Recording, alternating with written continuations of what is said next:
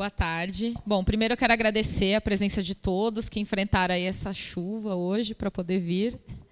Essa é a nossa primeira mesa redonda e a primeira ação pública também do nosso coletivo. O coletivo Espírita pela Transformação Social nasceu no início do ano, né, a partir de uma reunião muito despretensiosa entre diversos amigos espíritas que conviveram durante muitos anos, em épocas de mocidade espírita, né, de juventude, ou em centros, enfim. E que a gente tinha algo em comum, uma insatisfação gigante pelas casas em que habitávamos ou pelos representantes que tínhamos confiado durante tanto tempo, que tinham trazido tanto ensinamento para a gente e que hoje já não representavam mais as nossas ideias. Nesse momento em que estamos vivendo polaridades muito intensas, não poderia ser diferente no Espiritismo. E essas polaridades nos trouxeram até aqui. A gente inicialmente fez uma reunião, um bolo, vamos comer junto, chorar junto, sofrer junto. E a gente falou, não dá para ser só isso, a gente precisa fazer alguma coisa. E a partir de aí, então, começaram as reuniões. Uma vez por mês, a gente faz uma reunião com esse coletivo. Já passou por diversas mudanças, a gente já definiu estratégias, objetivos, já mudamos, já pensamos em outros. E o que está saindo agora são esses resultados. Hoje, a gente tem como produto desse coletivo a nossa mesa redonda. A gente tem a Roda de Mulheres, que vai ter seu primeiro encontro em julho. A gente já teve uma conversa, uma preparação da temática. Ainda não temos as datas, mas tem uma listinha que a gente deixou lá na frente para vocês preencherem o WhatsApp e e-mail. Todo mundo que quiser saber das ações do coletivo, quiser saber mais informações, preenche lá que a gente vai mandar, tanto por e-mail quanto por WhatsApp. Tá? E agora, atualmente, somos em aproximadamente 45 pessoas, mas ativos mesmo, temos aí umas 15, né? Umas 15 pessoas ativas, proporcionando aí as ações. Porque a gente pensa que, dentre essas 45, muitas estão vindo para somar, para contribuir, né, e para participar dessa roda. E a tendência é que a gente só consiga alcançar mais e levar mais as nossas ideias mais progressistas. Acho que é isso. Agradeço a todos vocês, agradeço aos convidados que se disponibilizaram para estar aqui na nossa primeira roda. E vamos lá. Primeira pergunta que eu queria que vocês respondessem para nós, por gentileza, é uma pergunta vinda de uma jovem. Oi! Eu sou a Dorothy, sou da Mocidade Espírita. E hoje eu vim fazer uma pergunta onde eu vejo muito nas redes sociais, ouço falar sempre, mas afinal, o que realmente significa direitos humanos? Bom, boa tarde a todos e a todas. Agradeço o convite. Acho que, né, já responder essa pergunta vai me colocando, né, desde onde eu falo, qual é o meu lugar de fala, que acho que é importante a gente também se posicionar. Né? Olha, é isso, né? Direitos humanos, e aí a gente tem sempre os humanos direitos, né? Várias deturpações aí, né? Então, talvez para começar a conversa, né, pensar que seriam direitos inerentes da condição de sermos humanos, né? E é uma coisa que fica bem distante, né? Porque na nossa realidade é isso, somos humanos e tem pessoas morrendo de fome dentro da, né, catando lixo, comendo lixo. Então, qual seria esse mínimo necessário para a gente pensar, né, numa vida digna para as pessoas, né? Então, também lanço aqui, até porque da minha fala um pouco eu ia trazer, né, o que são os direitos humanos das mulheres, né? Pensar se eu estou falando de alguma coisa que é redundante. E, infelizmente, não. Mas aí eu não sei se a proposta é meio que só fazer essa apresentação inicial e depois a gente continua. Vamos só fazer a inicial, né? E depois a gente aprofunda. E aí só, então, né, o que talvez me leva a hoje estar trabalhando com direitos humanos, bom, sou lésbica, tem toda uma questão da orientação sexual também. Não sou espírita, né? Agradeço o convite por estar compondo aqui. Tive uma formação religiosa cristã, que me expulsou desse espaço também, a partir do momento que eu resolvi viver a minha orientação. Hoje eu trabalho com mulheres em situação de violência, então lá no CDCM, no Centro de Defesa e Convivência de Mulheres em Guaianazes, que é uma política pública do município, apesar de ser feita a gestão, né, a partir de uma organização social. Também estou no projeto Promotoras Legais Populares, que é uma ideia de a gente pensar como é que a educação em direitos para mulheres ela permite a gente ter um manejo, um diálogo e uma luta a favor da ampliação desses direitos humanos, né? Então, acho que talvez para pontapé inicial seria isso. Bom, obrigado pelo convite. É fantástico, né, a gente ter esse tipo de discussão dentro do movimento espírita, não pela questão religiosa, mas pelo poder de transformação. E eu sempre gosto muito de pensar nisso. A gente na AGE pensa muito sobre isso, né, o poder de transformação que um centro espírita ou um centro comunitário, um grupo, um coletivo possui na comunidade. E trazer esse tipo de discussão hoje, a gente percebeu, talvez de 2 anos para cá, que é muito mais necessário do que, não sei, nós nos conhecemos há, sei lá, alguns anos atrás, bons anos, e nós não nos preocupávamos em explicar o que eram direitos humanos, né, para os nossos colegas. Nós partimos do princípio que todo mundo entendia, né? Ele nasce, são direitos, é uma discussão que nasce após a Segunda Guerra Mundial, diante de todos aqueles horrores que foram vistos na guerra, 2 guerras sequenciais, 2 grandes guerras. Então o mundo para e fala, bom, a gente precisa repensar qual é o bottom line da humanidade, né? Até onde é o fundo do poço, né? Então, e essa discussão, eu estava explicando para o meu filho de 7 anos outro dia, falei, filho, você imagina como foi que ele viu a foto do teto, né, da Assembleia Geral, aquela obra de arte que tem na cúpula. Eu falei assim, imagina como estava o plano espiritual no dia em que eles fizeram aquela grande reunião para dizer, olha, essa é a Declaração Universal dos Direitos Humanos. A humanidade agora se pauta por isso. A gente vai chegar lá um dia, né? Mas é isso, somos todos humanos. Esses são os direitos. Oi? O Valério que luta com isso todo dia, que trabalha com isso, eu imagino como seja o coração do Valério. É forte, né, Valério? Então, de tempos em tempos, ao longo dos nossos ciclos históricos, ciclos de aprendizagem, nós somos uma geração que não viveu guerras, né? Então, a nossa geração esqueceu o que foi a Segunda Guerra Mundial. A minha avó guarda arroz até hoje, vai que falta. A nossa geração não. Os europeus, todos os movimentos nacionalistas, hoje os antropólogos falam, olha, por que existe, por que o populismo volta? O populismo volta porque a nossa geração já viveu, nasceu de uma forma diferente, num mundo diferente, colhendo os frutos daquele debate pós-guerra. E aí, o nosso debate, ele vai muito mais além. Eu vindo para cá, eu pensava, como que casa nessa questão de discutir direitos humanos dentro do centro espírita? Eu acho que tem várias perspectivas, mas quando a gente pensa em reforma íntima, que é uma questão que o espiritismo traz muito para nós, então você pensa, talvez o meu pai e a minha mãe, que eram espíritas, eles falavam da reforma íntima, não, respeito ao próximo que está aqui do nosso lado. Mas quando a gente fala em direitos humanos e reforma íntima, a gente está pensando numa perspectiva de muito mais longo prazo e muito mais ampla de reforma íntima. É aquela questão de como eu me posiciono socialmente, politicamente, como ser político, né, membro de uma sociedade, eleitor, né, independentemente de posição, porque eu sendo um estudante da filosofia espírita, ou um religioso espírita, ou cristão, ou de qualquer outra religião, eu também tenho que deixar o diálogo aberto. Não adianta eu me fechar, me entrincheirar. E isso requer uma série de outras reflexões. Meu contato com os direitos humanos, ele veio de uma forma muito prática. Eu me formei em Direito, e eu sempre fiz trabalho voluntário. Então, um amigo falou, olha, a gente está começando um trabalho de atendimento pro bono numa comunidade aqui na Vila Brasilândia.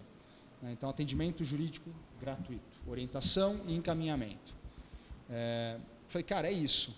Terminei a faculdade, vou voltar, tenho tempo, vou voltar. Bacana, volto para o centro, né? Casaram aqueles interesses.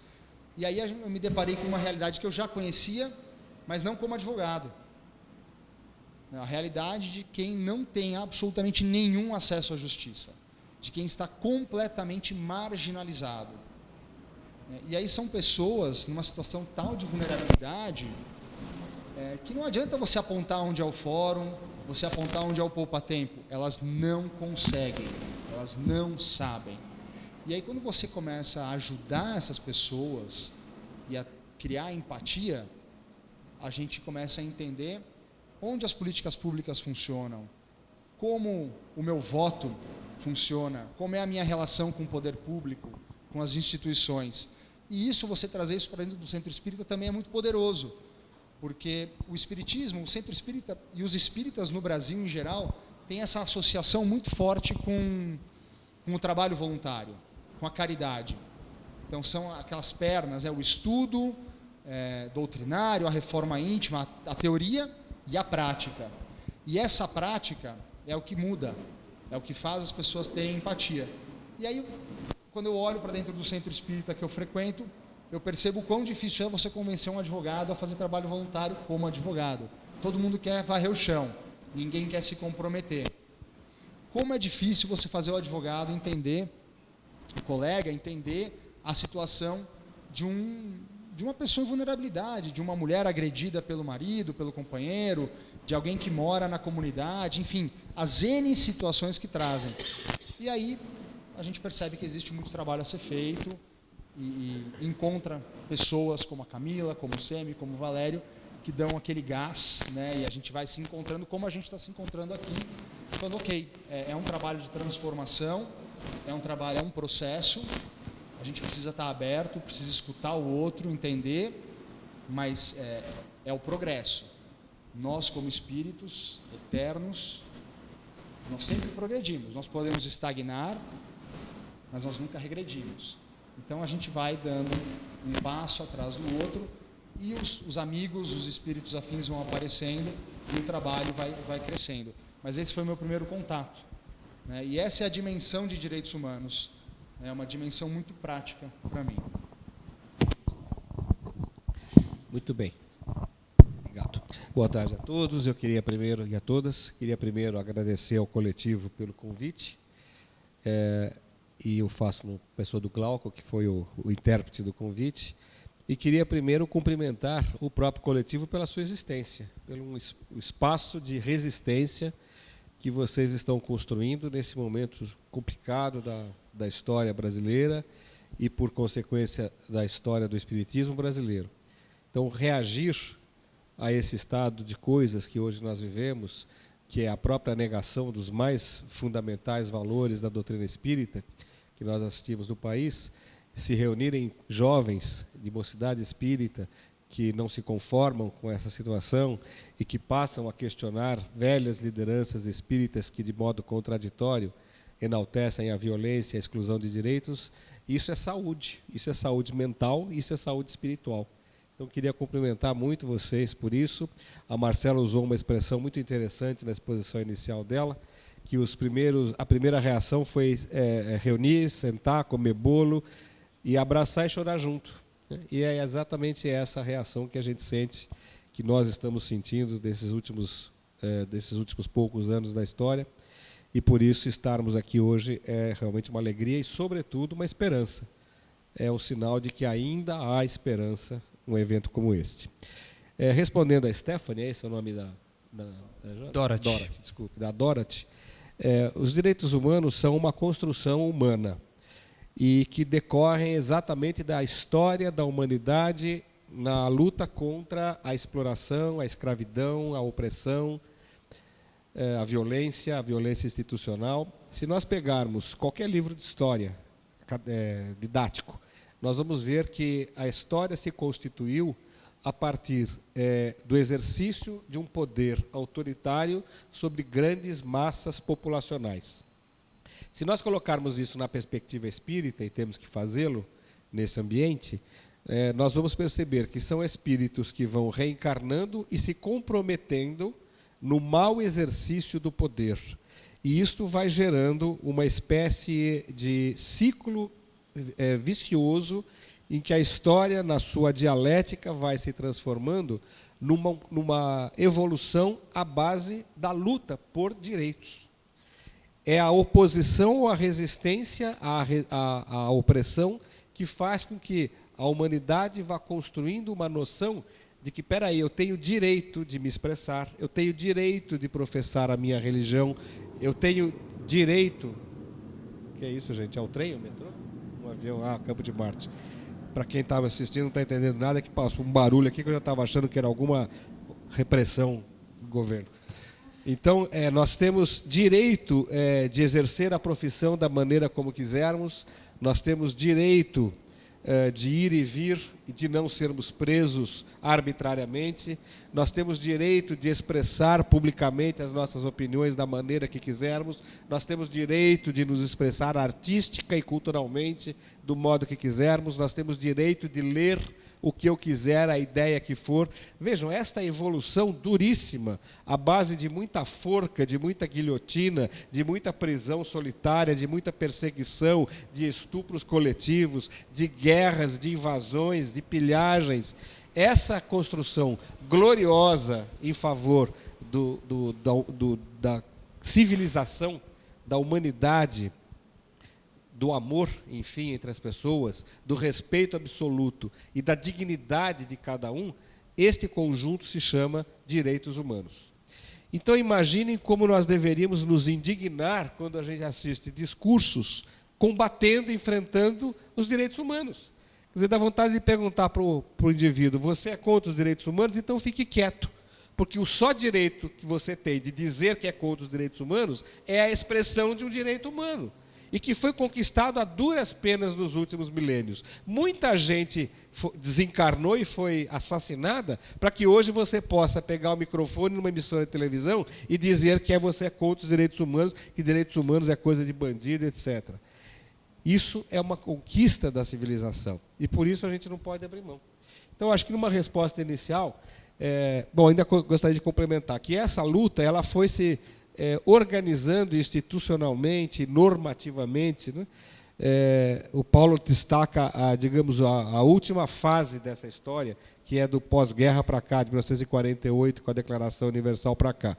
Mas, na verdade, essa história é muito antiga, costuma-se falar lá atrás, o imperador da Pérsia, ainda na Antiguidade, o Ciro, com o cilindro, que está preservado até hoje, tem algumas primeiras regras de direitos humanos.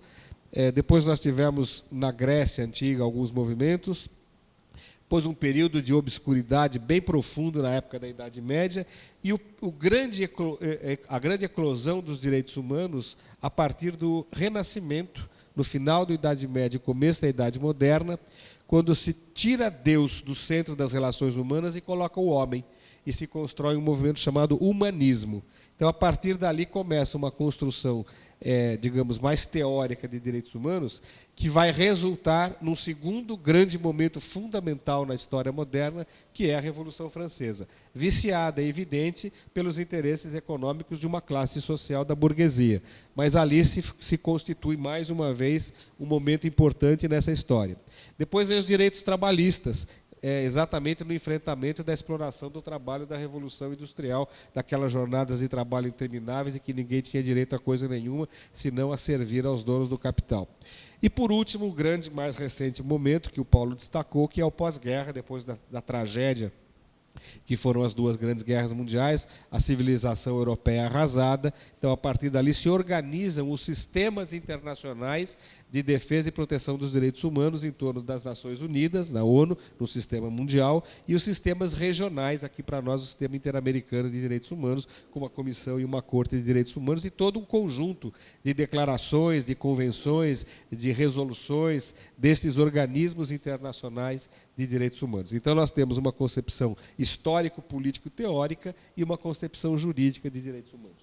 Acho que o resumo seria isso. Ótimo.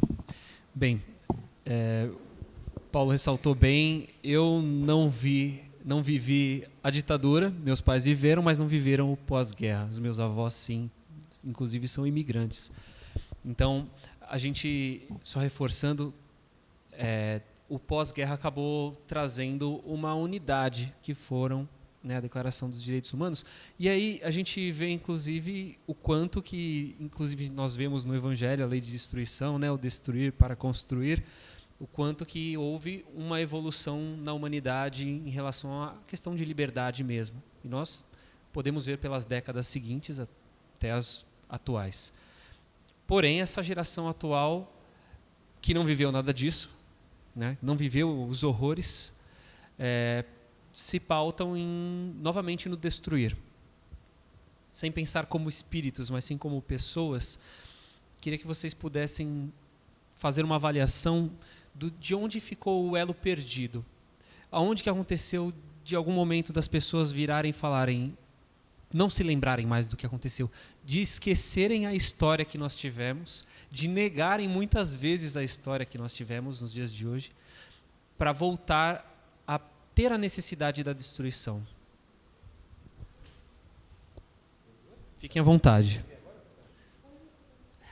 Se inverter, né? A gente vai depois volta. O resto da tarde a gente usa para falar sobre dessa pergunta, né? Na verdade, hoje se nós falássemos, né, sobre todos os direitos, nós poderíamos fechar uma semana de direitos humanos, né? Cada semana falaria sobre um, e o último falaria sobre o espiritismo. Daria para falar sobre todo mundo e teria fácil, várias horas, fácil. Por favor. Bom, onde nos perdemos? Nos perdemos na falta de educação em direitos humanos. É exatamente a falta de um programa de educação que eu não me refiro apenas, mas também ao ensino formal das escolas e das universidades. Mas na própria vivência humana, o que nós tivemos, vamos ficar nesses últimos 70, 80 anos do final da guerra para cá, o que nós tivemos, sobretudo no Brasil, foi um recrudescimento dos interesses materiais, dos chamados interesses do capital, de uma organização da sociedade em torno de uma profissionalização acrítica e, sobretudo, uma formação educacional voltada exclusivamente para um sucesso profissional, um sucesso material, um ganhar dinheiro, e sem uma reflexão crítica que levasse as pessoas a se compreenderem como agentes da história. E hoje não é à toa que a gente vive exatamente esse momento em que se diz que a filosofia e a sociologia são conhecimentos inúteis, que as universidades devem ser destruídas, que os professores devem ser patrulhados dentro de aula, que uma manifestação popular deve ser reprimida, delatada. Quer dizer, quando a gente sente e observa esses movimentos de repressão ao que há de mais básico e fundamental na liberdade de expressão, na liberdade de cátedra, no pensamento crítico, na formação das pessoas como agentes da sua própria história, a gente percebe que existe um movimento claro de transformar cada vez mais esses espíritos encarnados em meras peças numa grande engrenagem voltada à satisfação de determinados interesses materiais de grandes corporações. O resultado disso é uma ordem política e econômica em que cada vez mais o capital se concentra, as riquezas se concentram nas mãos de cada vez menos pessoas e há um contingente cada vez maior de pessoas excluídas das mais básicas condições de existência, até mesmo do mínimo existencial. Essa expressão é curiosa. O mínimo existencial era uma expressão que foi consagrada na construção da assistência social de 2002 e 1992, da Lei Orgânica da Assistência Social, mas construída efetivamente a partir de 2003 com o Sistema Único de Assistência Social, como sendo aquele mínimo que todo mundo deveria ter para conseguir sobreviver com dignidade. E os grandes mestres, professores da assistência social diziam, a expressão é ruim, porque nós não podemos nos contentar com esse mínimo existencial. Nós temos que nos contentar com uma condição de vida acima e além do mínimo existencial. Pois vejam que nós chegamos nesta segunda década do século XX dizendo, pelo menos o mínimo existencial, dá para garantir, né? Então, esses movimentos de ida e vinda da história são constrangedores. Quer dizer, hoje nós estamos vivendo este momento de olhar para trás e dizer onde está o elo perdido, onde foi que nós erramos.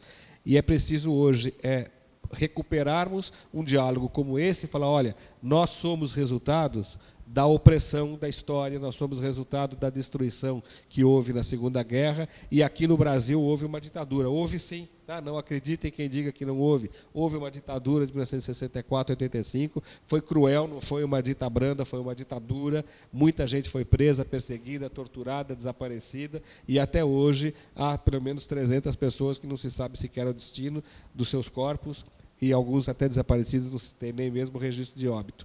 Então, essa situação de negar o passado é que nos faz repeti-lo, e de uma maneira cada vez mais trágica, cada vez mais dura, porque não temos exatamente esta memória. O que eu me pergunto, diante dessa questão, é até onde a lei de destruição ela vai ser necessária aplicar para que a gente aprenda. Porque, olhando de uma perspectiva histórica, é um ciclo. Mas será que nós ainda precisamos de uma guerra, ou de uma catástrofe, ou como o próprio Evangelho diz, né, de alguém de que se faça o mal para que nós percebamos o bem? Ou nós já chegamos a um ponto em que a nossa capacidade de aprendizado, nossa capacidade moral, de olhar para o passado, reconhecer, ter empatia pelo que se passou, pelo que se vivenciou historicamente, vai nos compelir a uma mudança real. Eu não sei, a resposta não é clara para ninguém, em nenhum lugar do mundo hoje, porque o mundo é muito desigual, como o Valério falou, as desigualdades incomodam muito mais a nós hoje, alguns reagem para transformá-la, outros reagem para negá-las. Então, as pessoas reagem de forma diferente a determinadas situações pela sua própria história, né, por questões psicológicas, de criação familiares, tem mais ou menos empatia. E a grande pergunta é, qual é a nossa capacidade de dialogar, de reconhecer o outro que nós talvez nunca tenhamos tido contato, outro que seja tão distante de nós, em que a empatia seja muito difícil. E evitar que isso vire algo como historicamente sempre foi. Uma guerra, outra guerra, grandes conflitos, para que a gente possa, então, falar, não, a gente não precisa mais disso. Então, acho que essa é a pergunta, acho que o elo perdido é esse, é a educação. A nossa educação moral e intelectual ninguém se preocupa se o IDH cai 0,2%, mas o PIB, se o PIB cai, nós nos medimos por parâmetros ainda econômicos. Exato. Então, os índices de desenvolvimento humano, eles são questões marginalizadas ainda. Então, quando a gente traz isso para o centro, para o centro do debate, isso gera uma série de conflitos. Então, uma forma muito prática, tá? Eu mantenho diálogo com pessoas que estão naquele outro polo, né, político, dentro da casa espírita. E eu falo para minha esposa ela trabalha na Cracolândia. Minha esposa ela é mais enérgica, né, cearense, tem uma coisa mais assim, ela gosta de brigar. Eu falo, não, a gente precisa conversar. E um desses amigos, e é um amigo, ele fala assim, não, eu voto no fulano, eu sou que direitos humanos é coisa de bandido. Ele fala exatamente isso. E é uma pessoa que trabalha todo sábado ao meu lado. Ele não é advogado, trabalha todo sábado ao meu lado. Mas ele sente, todo o contexto social para ele se resume, por exemplo, em eu sou um comerciário e eu estou tendo que fechar as portas. Então ele tem uma visão imediatista, econômica, materialista, que tem um conflito direto, ou pelo menos aparentemente, com a visão espírita dele, com a questão moral dele ali dentro da casa. Então como que você faz isso? Como que você casa isso? Como que você resolve esse conflito? Essa é a grande questão. E aí, assim, eu volto à minha questão inicial, né? Os coletivos, essas reuniões, a casa espírita, o debate, ele é a chave, o diálogo é a chave, a educação, a educação através do diálogo é a chave, porque Aí ele vem me questionar. Ele fala assim, não, mas por que você postou aquilo no Facebook? Toda postagem de Facebook, ele vai lá e pum. O Glauco conhece, provavelmente. Já bateu boca com ele no Facebook. Por quê? Porque ele fica curioso, ele não entende. E não é uma pessoa, são muitas pessoas nessa situação. Então, eu acho que o elo perdido é a nossa incapacidade de dialogar e de transformar isso num processo educacional de crescimento. Acho que quando o Eduardo traz, né, a questão da educação em direitos humanos, mas educação em direitos, né? Eu estou me lembrando, acabei separando alguns livros que a gente é dessas, né? Vai carregando um monte de livro por aí. Nossa, enfim, né? Acho que é importante, ainda mais com tanta perseguição, né, de ler, né, de a gente ter acesso à educação. E aí eu trouxe a Mary Stonecraft, não sei se vocês conhecem. O livro dela, Reivindicação dos Direitos da Mulher, foi escrito em 1792. Então, é uma moça que faz um pouco de tempo aí que andou falando de umas coisas, né, que tem tudo a ver com o que a gente está discutindo aqui. Para ela, assim, só para localizar também, né, ela foi a mãe da Mary Shelley, que escreveu Frankenstein, né? Em 1792, ela já falava o quê?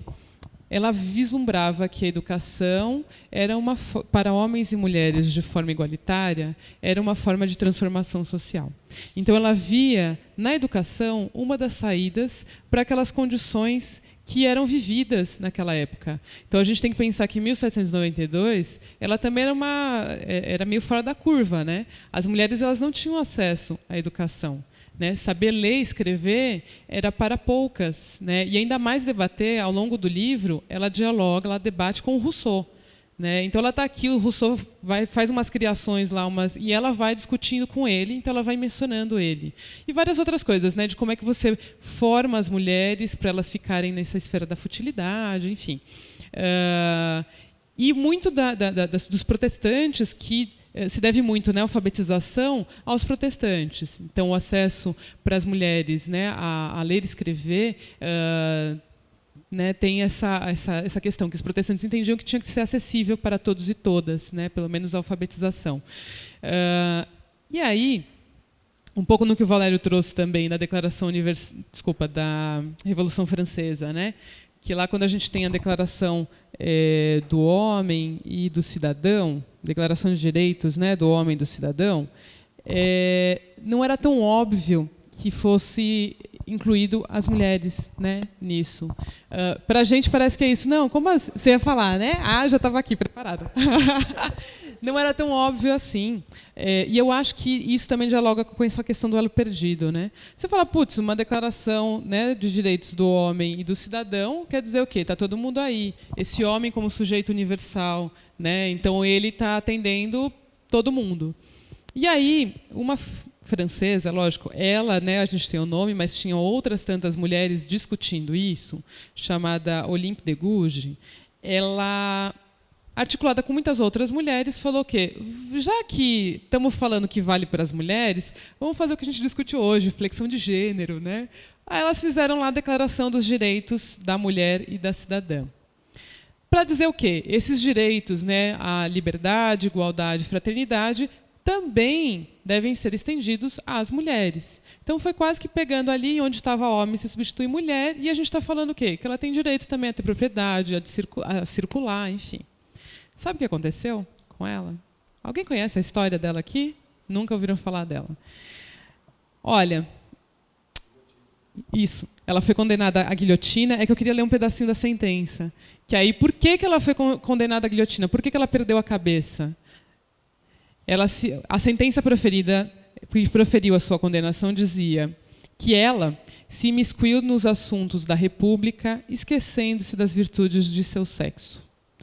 Então, não era para que as mulheres estivessem ali discutindo acesso a direitos, discutindo igualdade, discutindo liberdade, né? Não era. Ficou muito claro com o assassinato dela. Né? A Mary Stonecraft foi contemporânea mas ela era inglesa, né? Mas da Olympe de Gouges. Então isso em 1789, a Olympe morre em 1791, se eu não me engano, né? Então elas são contemporâneas. E aí eu fico pensando, né, nisso. A gente, acho que nos últimos anos, Primeiro que sim.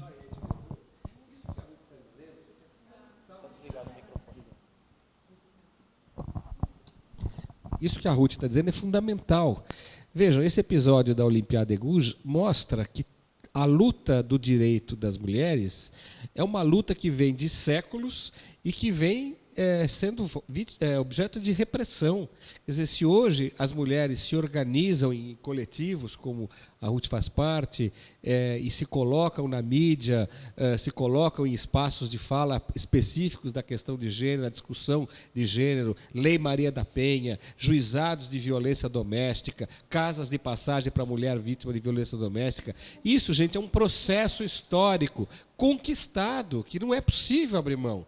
Então, quando a gente chega em pleno século XXI e ouve da mulher linda, recatada e do lar, isso é insuportável, porque significa uma volta no tempo e um desprezo à luta desses espíritos que marcaram a sua trajetória na Terra, exatamente lutando pelo avanço, pelo progresso, pela evolução.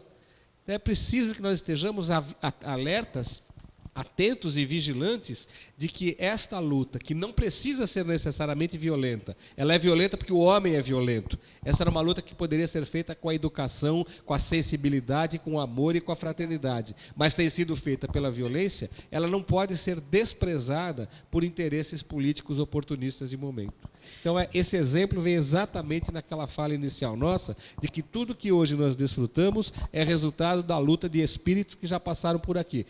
Quem sabe nós mesmos, na perspectiva reencarnacionista. Então, é a nossa própria luta que nós jogamos pela janela. Desculpe te interromper, não, mas eu sou muito irrequieto nos debates. Eu fico toda hora não, eu estou aqui falando, não, peraí, eu quero pegar o microfone para mim de novo, né? Mas eu acho que assim, um pouco do quanto que a gente acaba tendo essa sensação de que tá lá, tá posto, tá para todo mundo, e não tá. Né? A gente conquista direito com muita luta. E aí eu estou lembrando também, já ouviram falar de Sojourner Truth? Já, né?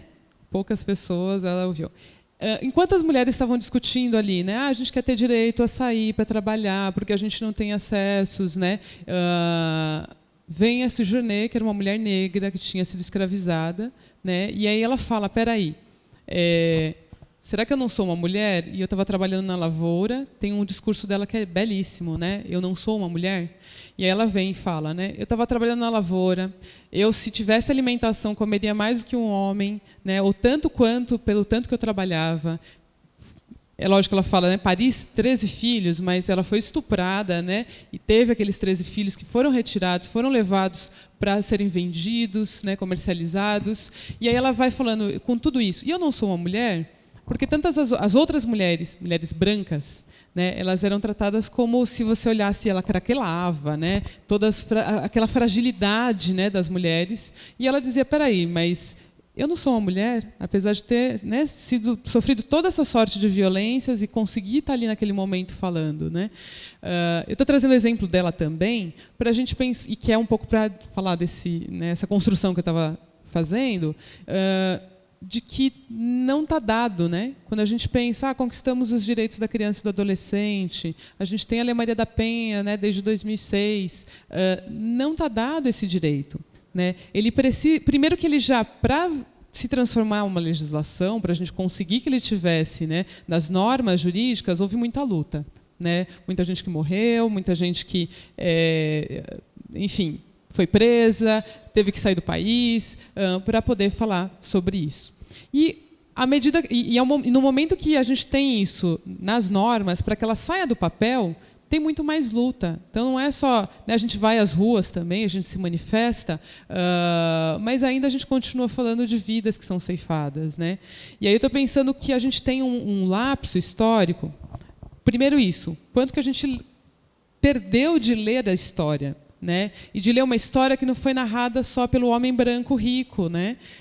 De olhar, né, quem detinha o poder. A gente lê as outras histórias que foram apagadas, porque o vencedor escreveu a história. E a história dos vencidos, ou das vencidas? Né? E que aí são essas... Quando a gente vai indo, né, e pegando o que não está posto, né, e a gente vai investigar e verificar que teve resistência, né, que teve toda uma outra construção. Mas isso não necessariamente Tanto que a gente tem a lei, né, de educação a respeito da história, né, da população africana, o quanto de dificuldade que a gente tem da implementação dela, de fato, dentro, né, das escolas. E por quê? Não é por acaso. Então, o que eu entendo é assim, a gente teve esse lapso, a gente tem essas gerações anteriores, né, eu nasci no finalzinho aí da época da ditadura, então, antes de 88, antes da Constituição. Quem nasceu depois viveu uma Constituição dita cidadã, né, que, pelo menos a princípio, na norma, a gente tinha uma proposta de igualdade. Né? Na norma, a gente tinha ali homens e mulheres são iguais, direito à moradia, direito à educação, e a gente nessa esperança de, nas nossas lutas, ir se articulando, se mobilizando para fazer a implementação de fato, né, de tudo isso. Mas aí a gente consegue, por essa, eu não sei se, né, você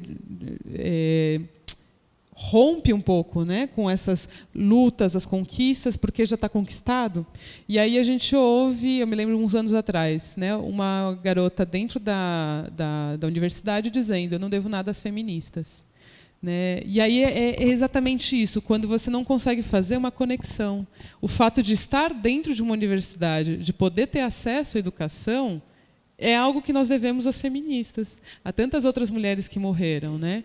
Hoje a gente tem um vereador, enfim, ele fez um projeto de lei absurdo, que é uma tortura às mulheres para acessar os serviços de abortamento legal, ainda está no projeto, né? Mas o Fernando Feriado, que a Djamila Ribeiro chama ele, né? O Fernando Feriado, que é um homem negro que tem projetos contra a lei de cotas, né? Então, assim, como é que a gente chega nisso? E aí eu acho que a gente tem que ter uma consciência de classe, porque individualmente a gente vai, e que foi um reforço nos últimos anos da meritocracia. Eu vou, eu ralo, né, tenho dupla, tripla, quádrupla jornada, então eu conquistei. E se eu conquistei, é meu, eu faço o que eu quiser com o meu. E a gente perdeu essa noção do coletivo. E que aí, pensando num espaço desse, né, o quanto que é importante a noção do coletivo. Quando a gente consegue desenvolver isso, eu começo a pensar o quê? Na história, nessa conexão e nessa compreensão de que não basta eu andar com o meu carro blindado por uma cidade, né, que eu vejo as pessoas pela janela do meu carro. Eu preciso que essa cidade seja uma cidade garantidora de direitos de todos e todas. Né, quando você traz, o Paulo traz, né, que a esposa está lá na Cracolândia, né, eu não quero um espaço desse, né, que aí, gente, lá é perigoso, segregado, bota todo mundo lá. Não, né, de que forma que a gente pensa em falar de questões de saúde mental, uso abusivo de álcool e outras drogas, mas inseridos nessas discussões todas, né? Porque no fundo a gente está falando de pessoas que têm, né, suas características, e por essas características elas são segregadas. Quantos dos hospícios não tinham as mulheres que eram feministas, que falavam sobre o direito do seu próprio corpo, e você segregou? Quanto das LGBT, né, lésbicas, gays, travestis, transexuais, também não foram segregados? E se a gente for pensar isso, né, no nazismo, o que você fazia, né, com judeus, com a população negra, com ciganos, com as LGBT? Você segregava, mas não era só isso, você exterminava. Né, também. E a gente está num projeto de extermínio lento, quando você também diminui a questão do investimento em políticas públicas. É um extermínio. Né? Lá em Guaianazes, a gente está trabalhando com mulheres, atendendo mulheres que trazem a questão da fome. Né? A gente está falando de São Paulo, uma cidade super rica, com muitos acessos, mas que elas falam aquela frase que eu li nos livros, que eu ouvi histórias. Eu não como para dar a refeição para os meus filhos e eu faço uma refeição no dia. Eu ouvi isso em primeira pessoa de mulheres que eu atendo. Né? Hoje, século XXI. Né? E a gente está falando o quê? De tanta miséria, de tanta, né, destruição. E eu acho que a importância disso, dessa conexão com a história também. Não, fantástico. Acho que um grande aprendizado nisso tudo é que os direitos nunca estão garantidos. É uma luta. Uma luta, não uma violência, é uma luta, é um trabalho, é uma melhor palavra que eu gosto mais, é um trabalho diário, constante. Nós não podemos tomar direitos como garantidas. E os seus exemplos foram fantásticos. E aí, eu dentro do movimento espírita, eu sou um cara muito limitado. Eu conheço muito pouca gente. Mas eu não conheço um centro espírita com um negro como presidente ou com uma mulher como presidente. Eu não conheço. Não sei, você conhece? Alguém aqui? Eu não conheço centro. Mulher, sim. Em qual proporção para homem? Eu conheço, acho que uns 40. No meu bairro tem uns 40 centros espíritas. Nenhum deles tem mulheres. Comunidade LGBT, então, nunca é representada. É um tabu. Isso é um tabu na maior parte dos lugares. E negros. Então, se eu tomar um centro espírita ou uma instituição religiosa como um microcosmo, um reflexo da sociedade, ele é de fato. E isso está muito bem posto lá dentro. Representatividade é fundamental. É isso. Eu vejo toda essa problemática feminina refletida nas dinâmicas institucionais das casas espíritas. Isso é gravíssimo. É gravíssimo. Você relegar a mulher, não. Mulher menstruada não pode dar passe. Cara, peraí, você estudou como? Da onde você tirou isso? Não. Essa mulher é muito histérica, ela não pode ser dirigente porque vai que ela está num daqueles dias. Gente, esses comentários, eles existem. Eles acontecem em reuniões. Eu ouço isso de pessoas em corredores, eu fico horrorizado. Como a gente pode, dentro de um ambiente supostamente fraterno, igualitário, comunitário, ainda ter, mas é um reflexo. Né? E às vezes, quando nós chegamos falando, você é racista. Eu falo, não sou. Explicar racismo estrutural, machismo estrutural, né? Qualquer tipo de preconceito estrutural é difícil porque a pessoa se ofende. Porque a visão da questão estrutural, ela é complexa para muita gente. Ela era para mim. Eu dei uma frase essa semana e eu falei para minha esposa, cara, é verdade. É uma luta diária para mim, eu não ser machista. Porque às vezes são pequenas coisas. Eu não me considero machista, mas eu me pego às vezes com comentários. Marcelo D2 fez uma entrevista falando sobre isso. Exatamente. Obrigado pela referência. Exato. Quando eu li isso, eu falei, é isso, cara. É uma luta diária, porque está tão presente na nossa formação ainda, né? E é para tudo. Só aproveitando então o gancho do Paulo, queria que vocês falassem sobre essa questão. Há 10 anos atrás nós tínhamos um espiritismo, um catolicismo, um protestantismo, né, as religiões cristãs ocidentais que estão mais próximas de nós, e parece que hoje nós temos divisões dentro, né, de conceitos dentro de cada uma dessas religiões. Os progressistas, os conservadores, e cada um tendo a sua interpretação dos ensinamentos morais cristãos, e vamos falar sobre essa questão cristã, não necessariamente precisamos falar do espiritismo, mas podemos abrir, né? Como é que é a questão de interpretação, a questão de você querer entender do jeito que você gosta, ou a forma com que te ensinaram, né, dentro desse mundo patriarcal que nós vivemos, de homens brancos. Só fazer um parênteses, eu venho do ABC e lá, graças a Deus, muitas casas, não vou falar a maioria, mas muitas casas têm mulheres presidindo as casas. Isso é muito legal. A gente percebe o equilíbrio de energia que a gente convive. Então, eu queria que vocês falassem um pouco sobre essa questão mesmo religiosa dentro dos direitos humanos de pessoas que seguem um Cristo que trouxe uma lei de amor, mas que ao mesmo tempo prega o bandido bom e bandido morto. Bom, são várias questões, eu não sei se eu conseguiria fazer um alinhavo entre todas elas, né? Eu acho que a primeira, pegando exatamente aqui a linha do Paulo, e talvez me permitam fazer uma pequena retificação nisso, existe machismo no movimento espírita? Existe porque o machismo permeia a sociedade brasileira como um todo, não haveria de ser diferente. Mas ousadamente, eu diria que talvez esse seja um mérito que os espíritas ainda tenham, que eu acho que é um machismo um pouco mais mitigado do que da sociedade como um todo, e foi exatamente isso que você falou. O que a gente observa, no geral, é que as mulheres frequentam a casa espírita, trabalham, claro que tem essas obscuridades, de dizer que ela não pode dar passo porque está menstruada, mas são exceções, eu diria. E as mulheres dirigem a casa espírita. O que acontece, a gente observando a história dos movimentos federativos, é que existe uma barreira. Então, as mulheres elas não chegam nas grandes lideranças do movimento espírita nacional, com algumas exceções, como nós tivemos em São Paulo, agora há pouco tempo, uma presidenta da União das Sociedades Espíritas do Estado de São Paulo. Mas, de uma maneira geral, existe uma barreira, nas posições de comando os dirigentes mais elevados. Mas nas casas espíritas, sim. Até porque as mulheres são médiums, e aí os médiums acabam atraindo um pouco do poder na casa espírita.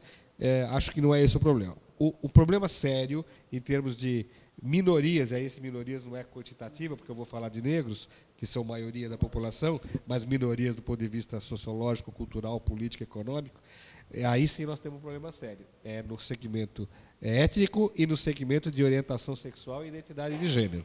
Aí o que é que nós temos? Na questão de gênero e na questão de identidade sexual, de orientação sexual, preconceito no duro. Então, é inconcebível, a gente não encontra homossexuais que assumidamente se colocam como tal em posições de direção na casa espírita. Não conheço nenhuma casa espírita presidida por uma mulher trans, por exemplo, não imagino que isso possa acontecer a curto prazo. E, certamente, essas pessoas sofrem discriminação no trabalho das casas espíritas de uma maneira geral. Claro que há exceções, né? É evidente que sempre há exceções para confirmar a regra. E há essa questão étnica, essa séria. Eu tenho o hábito há muito tempo, como eu faço palestras em casas espíritas por aí, já há 40 anos, eu tenho o hábito de, antes de começar a palestra, nesses exatos momentos que a gente senta aqui e olha o público, antes que me deem a palavra, de correr os olhos e contar mais ou menos quantos negros tem. Eu me habituei a fazer isso. E, bom, deveria ter 50%, porque esse é, no mínimo, né, a divisão brasileira, 56%. Então, no mínimo, meia deveria ter. Nunca passa de 10% nessa minha contagem. Então, só para ter um exemplo, para quem está nos ouvindo, aqui hoje eu conto uma pessoa. Claro que isso é sempre relativo, porque o critério é da autodeclaração, não é isso? Então, cada um se declara ou não como negro. Mas, de uma maneira geral, isto é um traço marcante. E aí, lideranças espíritas negras, acho que eu me lembro, foi o Raul Teixeira, o Ildefonso, na Bahia, Peixinho, e aí vamos ficando por aí. Não me lembro de... Pouquíssimos mesmo. Pouquíssimos, né? Realmente puxando pouquíssimos. Pela memória. Puxar pela memória. E veja, não é nem dizer que haja claramente uma discriminação contra o negro na casa espírita. Eu diria o seguinte, e aí já eu entro bem na sua pergunta. Eu diria que o discurso espírita se constituiu, desde o século XIX até hoje, num discurso fortemente elitista. E o espiritismo entra no Brasil no século XIX pelos militares positivistas do Império, e que depois vão constituir sociedades científico-intelectuais na primeira metade do século XX, que eram, portanto, pessoas brancas e pessoas letradas.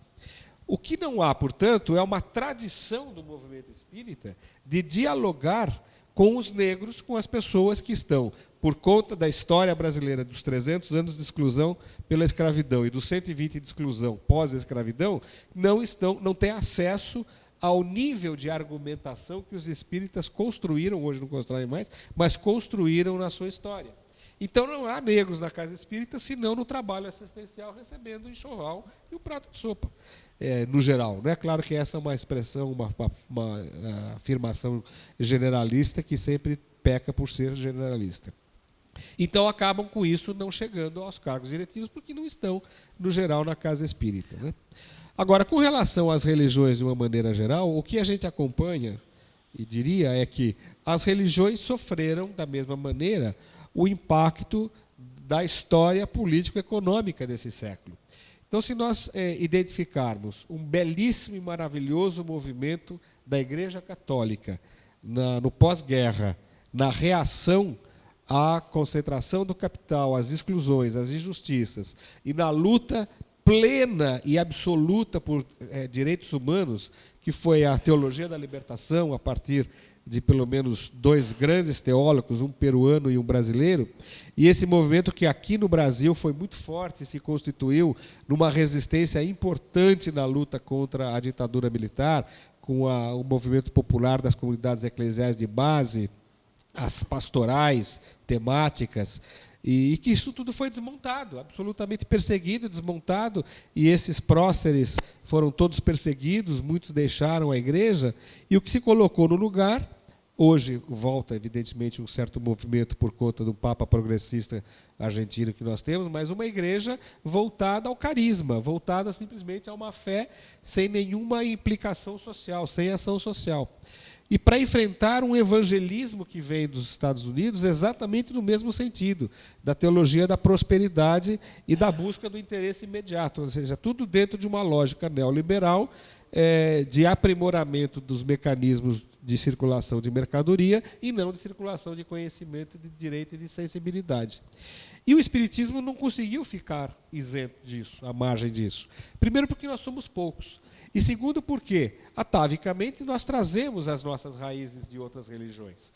Como reencarnacionistas que somos, nós sabemos que todos, sem exceção, em algum ou em alguns momentos da nossa história individual, das nossas existências, nós estivemos nas religiões ortodoxas, dogmáticas. E é claro que nós trazemos isso muito fortemente.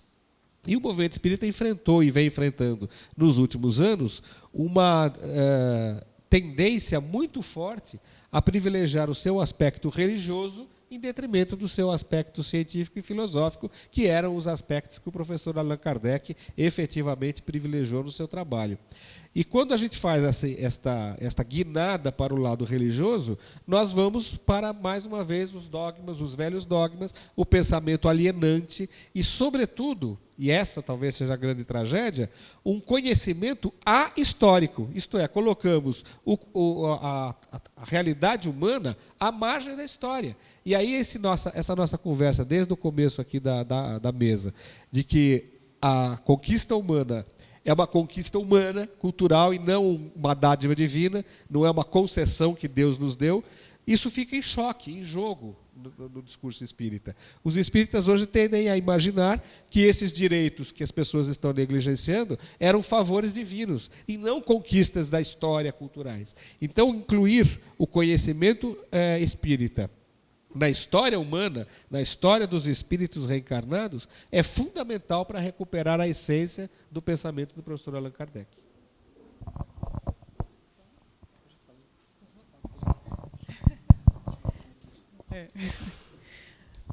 Bom, estou pensando, né? E aí me vem à mente um pouco o Paulo Freire, né? Já que ele é tão perseguido atualmente, né? Pensando na questão do oprimido, que o seu sonho é oprimir, né? E aí eu estou pensando como dialogar isso, né, com a questão, né, você tem as religiões cristãs, né, o ensino que deveria de propor outra possibilidade, né, até mesmo de pensar, né, vou invocar minha formação religiosa aqui, né, mas um Cristo que teria uma proposta muito mais de olhar para quem, né, é necessitado e dar a medida dessa necessidade também. E o que eu percebo é que a gente teve uma construção, né, nos últimos anos, você trouxe os 10 anos, né, mas nos últimos anos, que eu acho que está dialogando com a questão da meritocracia, no sentido de que, se eu obtive, né, algum acesso, de que forma que eu vou fazer com que as pessoas passem pelo que eu passei, sabe? Eu não vou cumprimentar o porteiro porque eu estou em uma outra posição, né? E dessa forma eu me afasto dessa posição que eu entendo como subalterna, como na base da pirâmide, e eu eu busco, né, uma posição superior, por assim dizer. E aí eu acho que essa noção do cristão, né, se perde. E aí vem muito como é que eu busco uma religião para conseguir reverter uma situação, às vezes, econômica. Né? E que é isso, a teologia da prosperidade, né? Então eu vou lá porque a minha vida está toda, né, complicada, e indo lá eu vou conseguir, né, uma melhoria da minha vida, mas muito o meu próprio umbigo, né? E aí eu acho que vem um pouco do que eu estava falando a respeito da coletividade.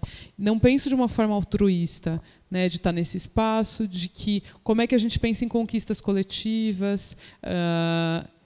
E aí, pensando, né, nisso, também a gente vê o quanto que, pelo menos a avaliação que eu estou fazendo, né, dessa ocupação do espaço político-partidário,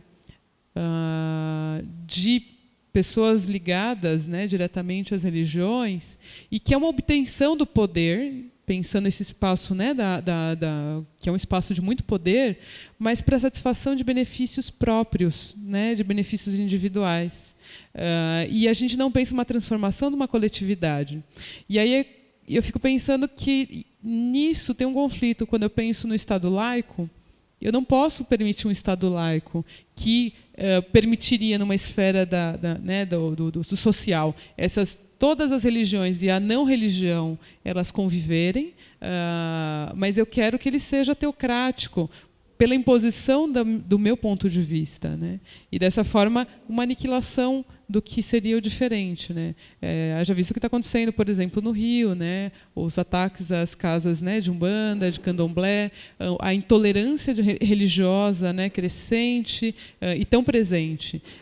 Então acho que há uma deturpação quando você deixa de pensar no exemplo do Cristo mesmo, né, como alguém que servia, né, que estava ali à disposição, né, de servir as outras pessoas, para que eu utilize esses meios para benefício próprio.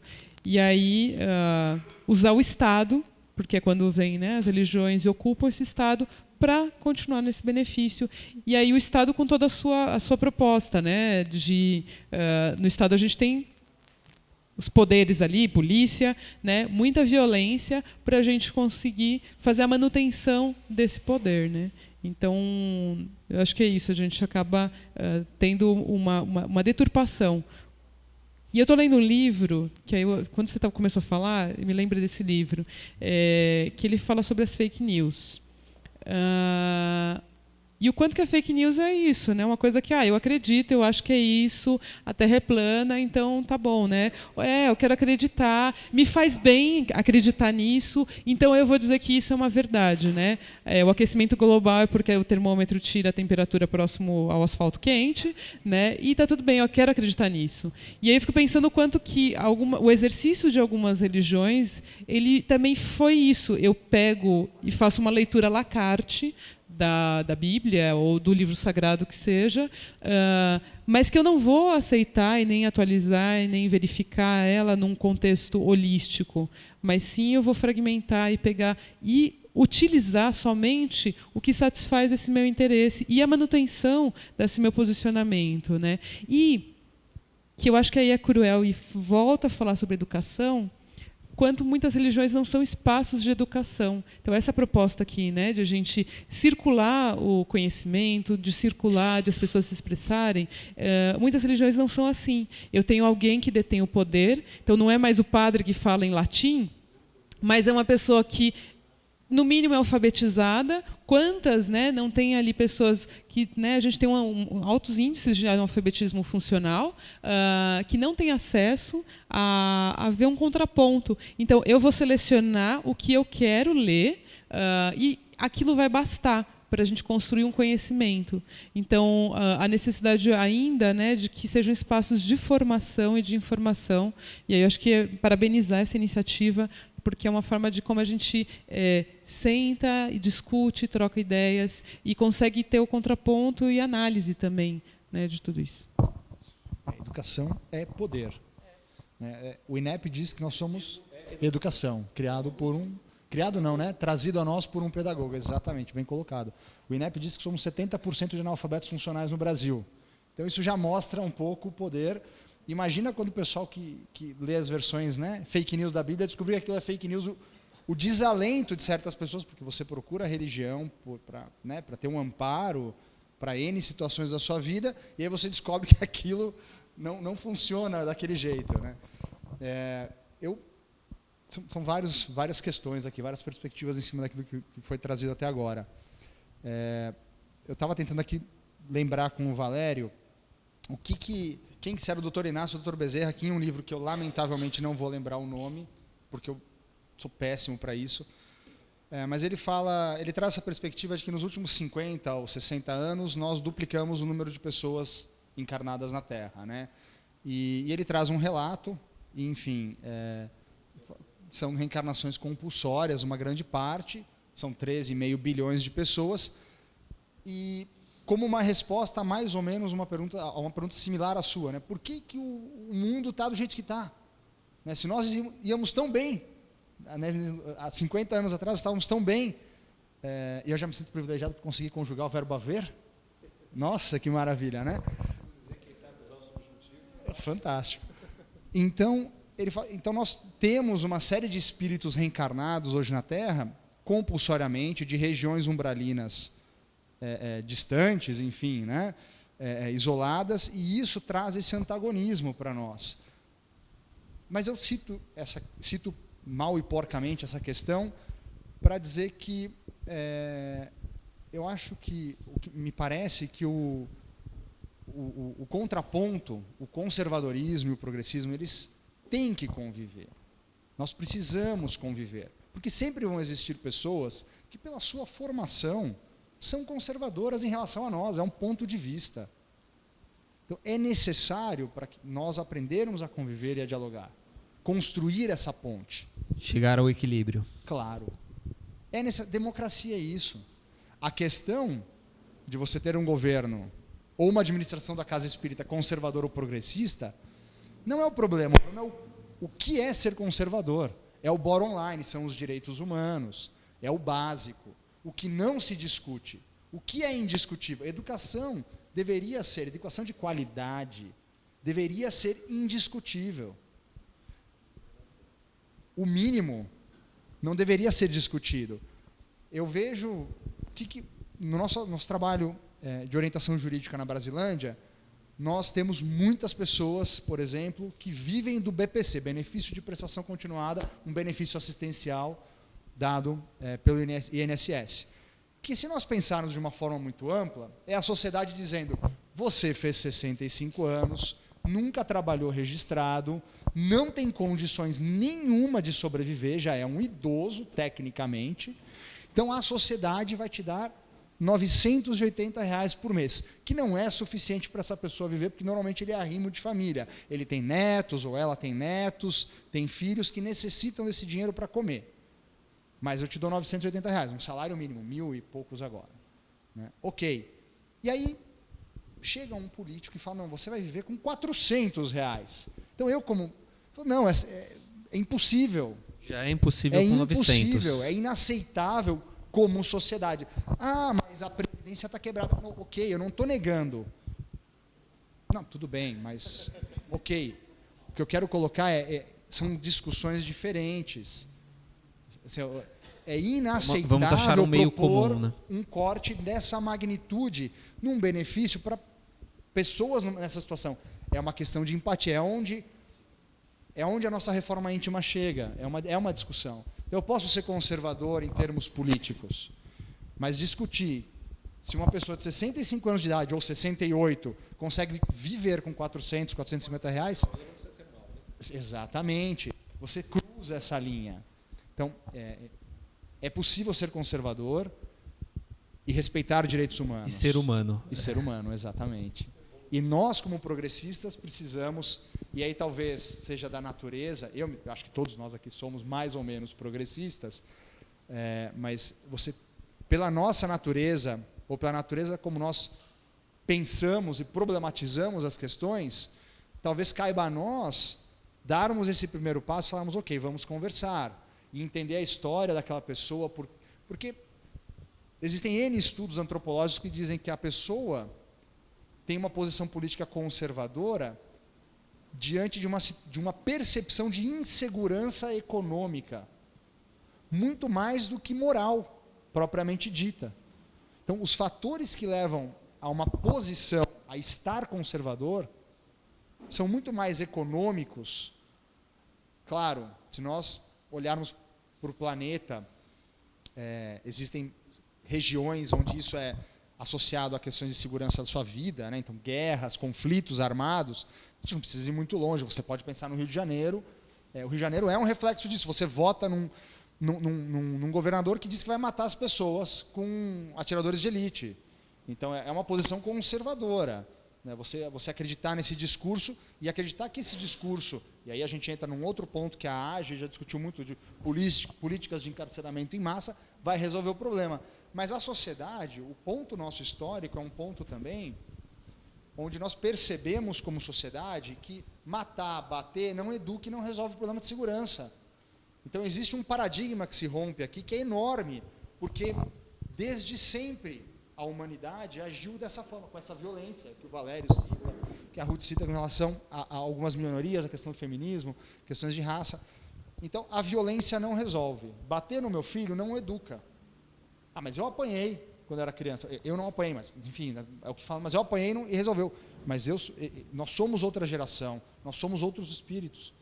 Então, se eu bato no meu filho, em qualquer um dos meus filhos, se eu grito com eles, não resolve, só piora.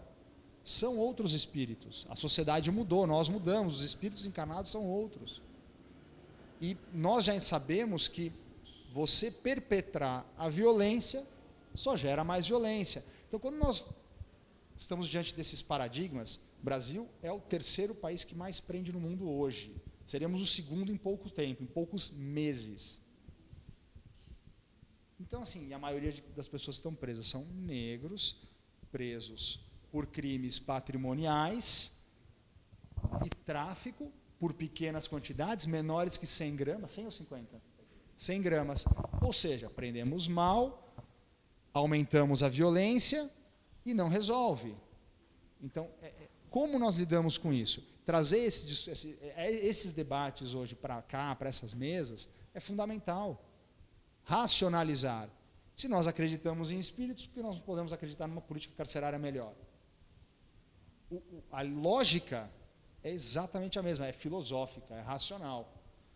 Então, o papel de um espírita progressista hoje é lidar com esse antagonismo e trazer, de uma certa forma, não me entenda mal, forçar esta mesma lógica que o movimento espírita trouxe para a religião e, de uma certa forma, para a filosofia, para alinhar as duas coisas, para a questão dos direitos humanos e da sociedade hoje, nossa realidade social.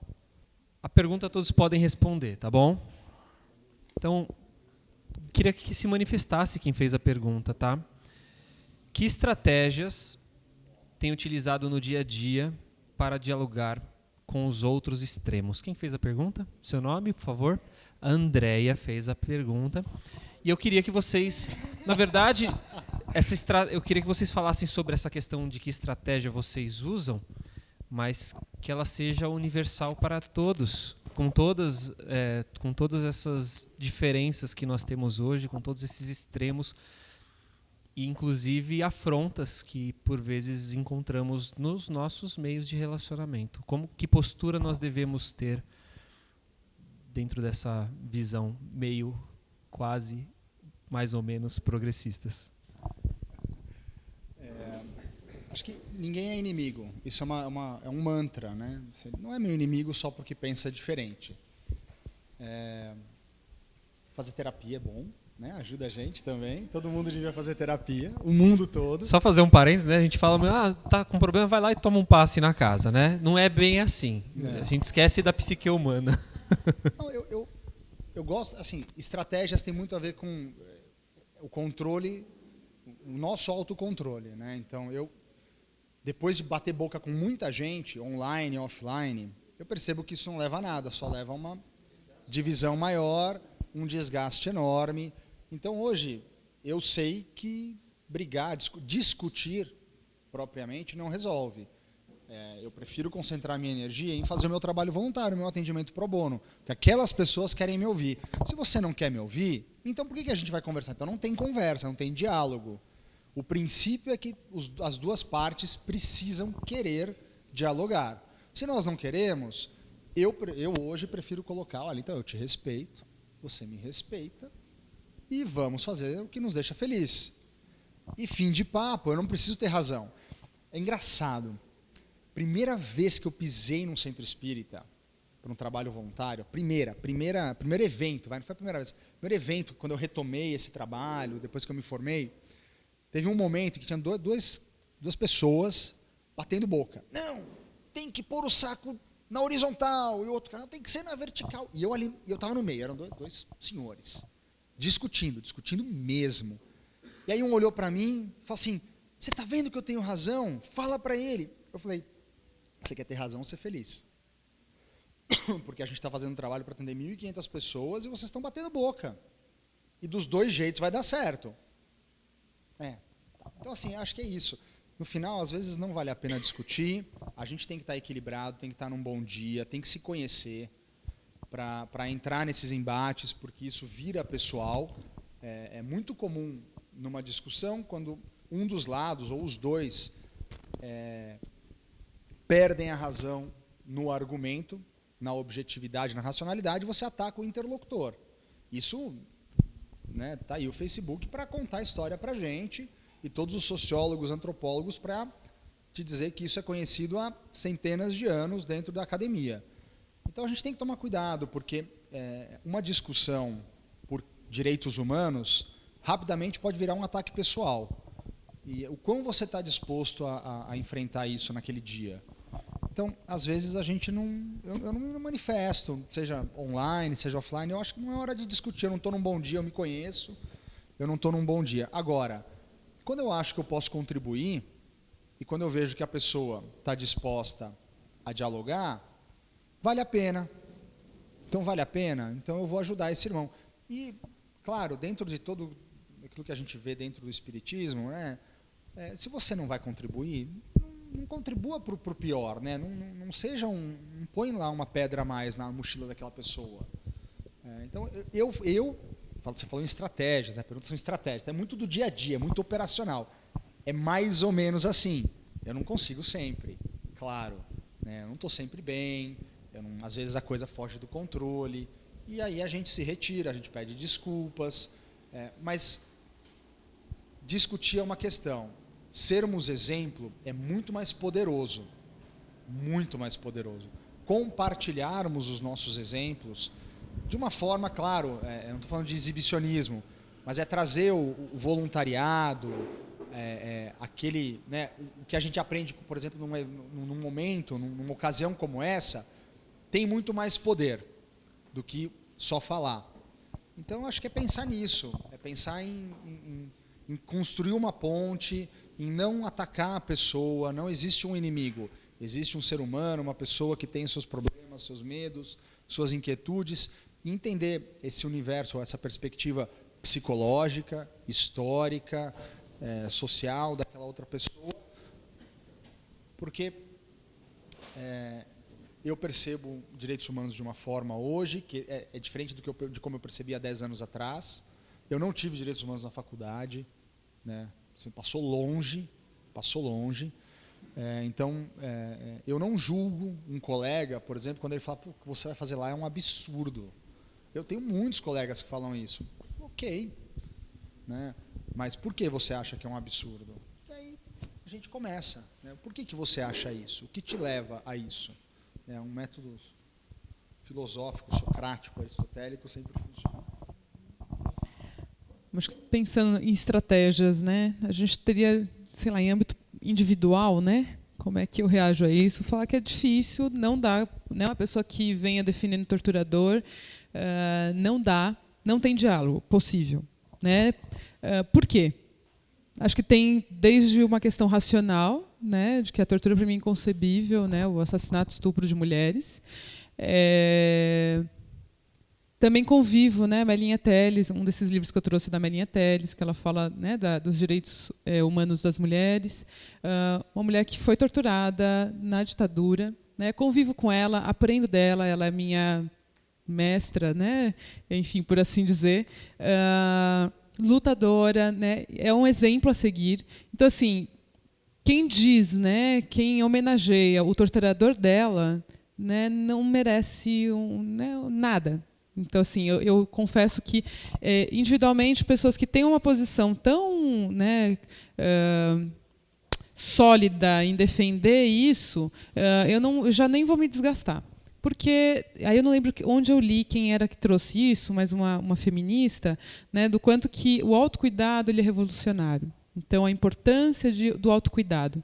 Então, quando o Paulo traz a questão da terapia, né, mas quando a gente pensa o quê? Eu também tenho que a minha energia canalizar para o que me fortalece.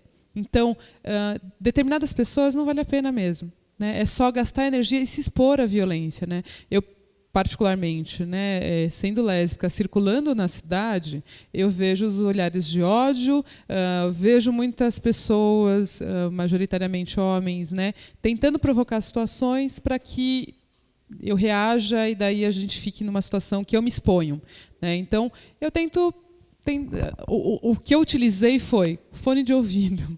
Então, eu comecei a ouvir mais música para lidar melhor com isso, não me abstraindo, sempre, né, olhando o que está acontecendo ao redor, mas o fone de ouvido tem me poupado de algumas coisas. Agora, eu acho que é lógico, isso é uma estratégia individual e o meu reforço é sempre no coletivo. Né? Eu acho que a gente não se emancipa sozinho, a gente se emancipa coletivamente. Então, qual é a estratégia coletiva? O que eu tenho encontrado é um conforto, né? E aí bebendo de fontes, que é o coletivo feminista que eu faço parte, que é o projeto Promotoras Legais Populares de Educação em Direito para Mulheres. Então, o quanto que a gente transforma todo esse pesar, essa tristeza, em informação, né, em luta, em conhecimento. E aí eu tenho essa experiência, lógico, em âmbito pessoal. E lá no trabalho, o que a gente tem feito é o quê? É um centro de defesa e convivência de mulheres e a gente propõe rodas de conversa, além de outras atividades que a gente tem. Nessas rodas de conversa, a gente vai falar de tudo isso que o pessoal está vendo na Globo, então a gente vai discutir a reforma da Previdência. A gente fez um trabalho super bacana antes das eleições, mas trazendo o quê?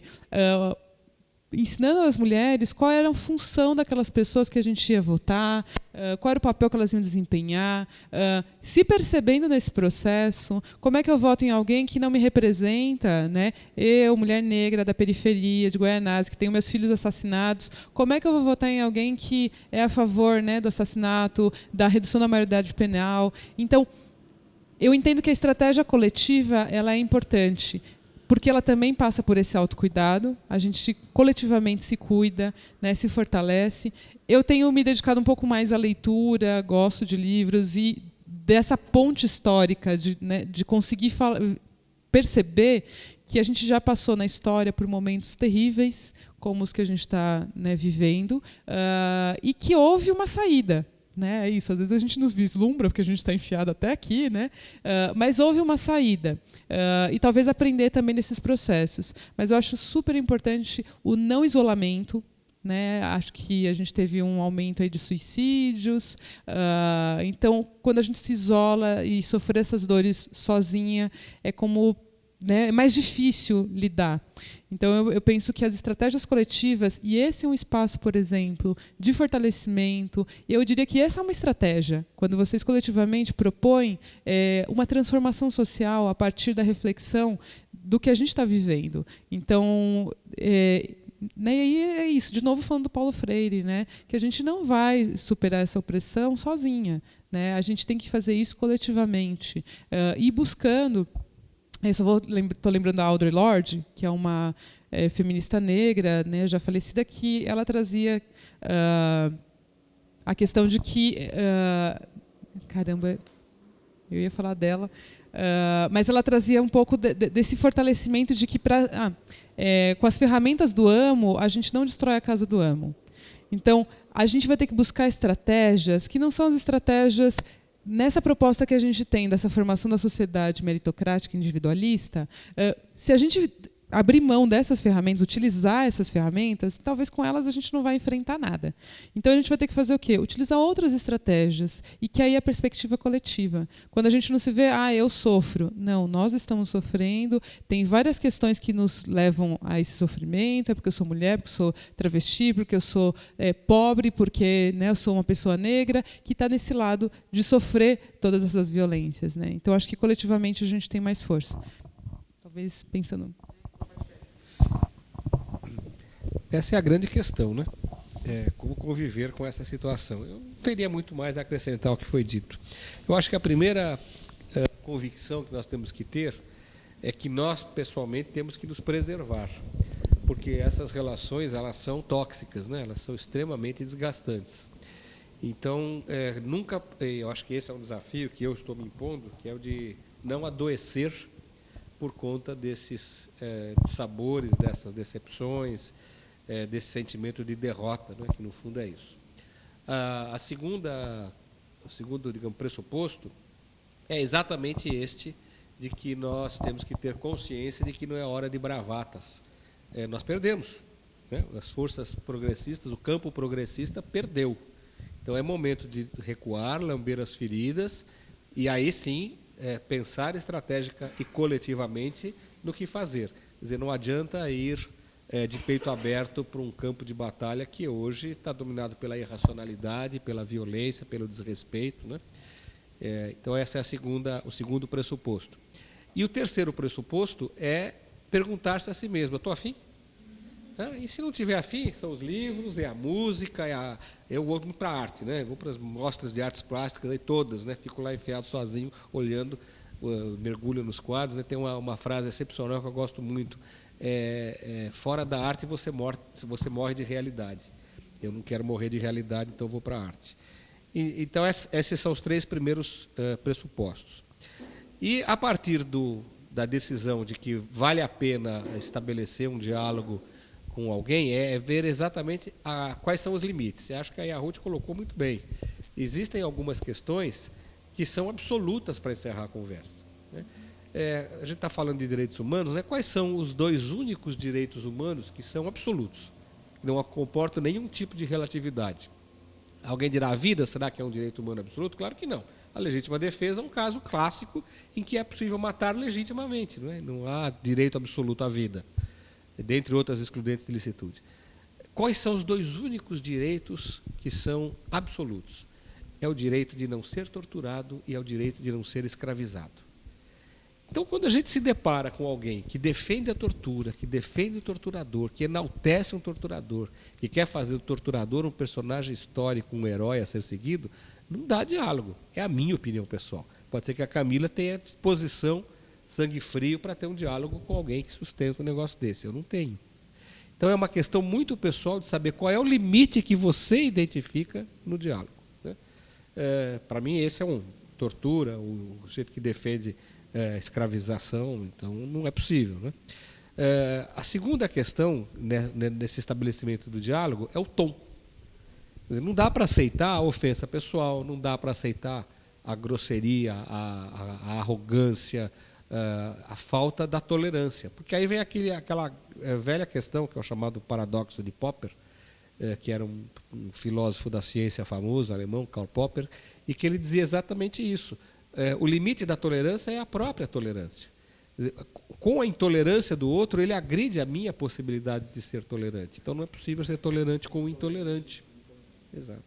Então o limite nós vamos discutir de uma maneira em que nos respeitemos, em que eu possa ouvi-lo, mas você também pode me ouvir, e ao final nós teremos condições de sentar e tomar uma cerveja juntos, ou vamos nos tornar inimigos? Aí é melhor sair, é melhor recuar e esperar um momento em que estratégica e coletivamente seja possível avançar.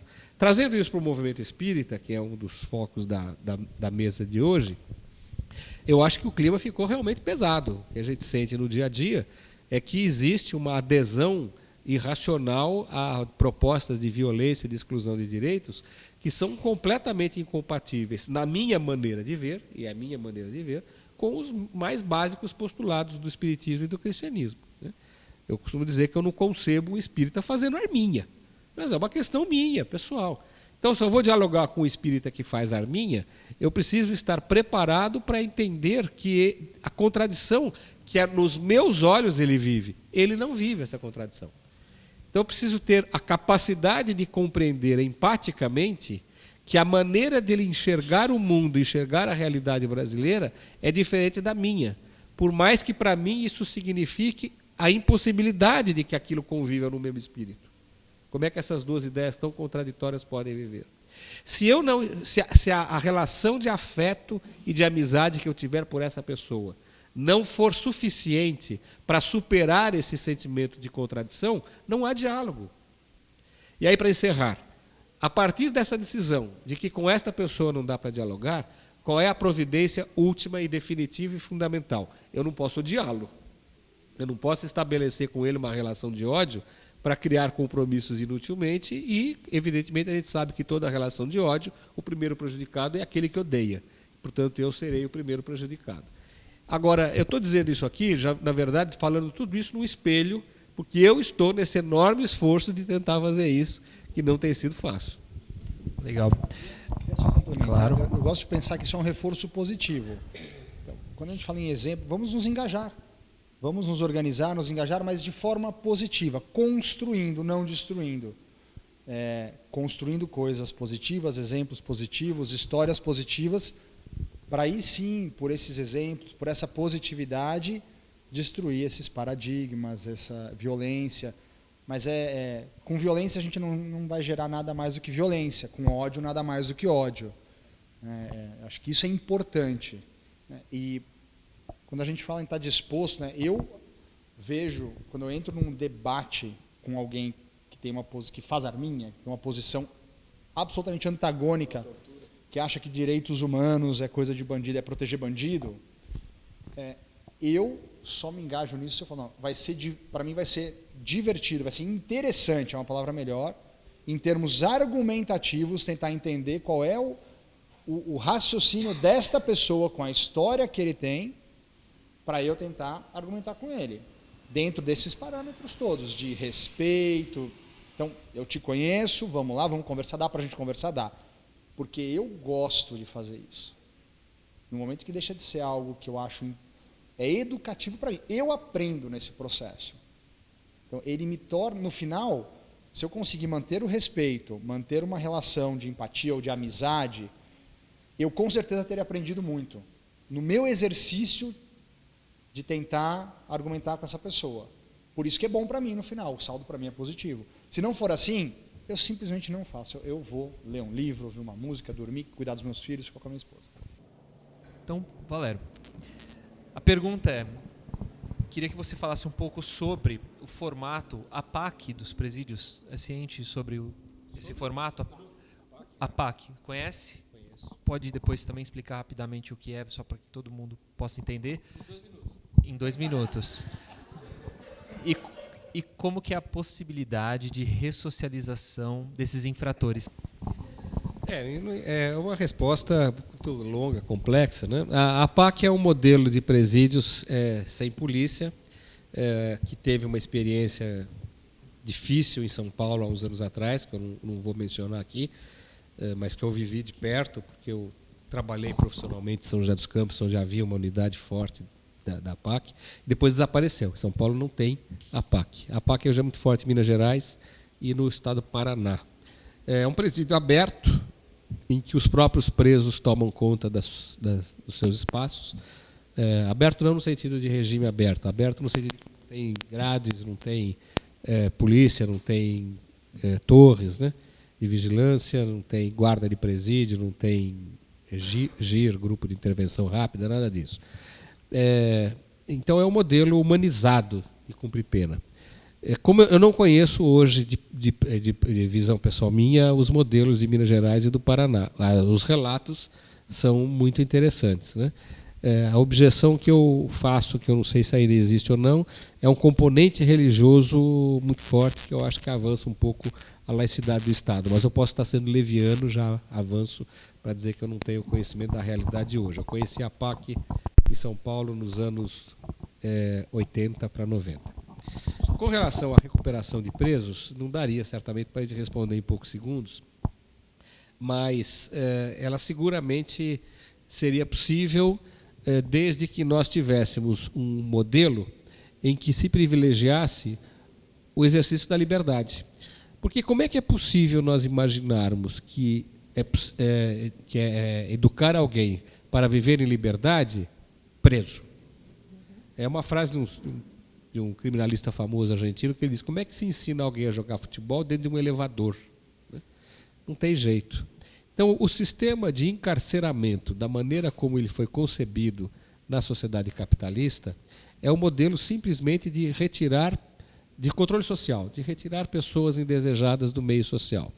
A reeducação ela deveria ser feita pelos instrumentos de progressão de regime e de profissionalização e educação nos regimes semiaberto e aberto.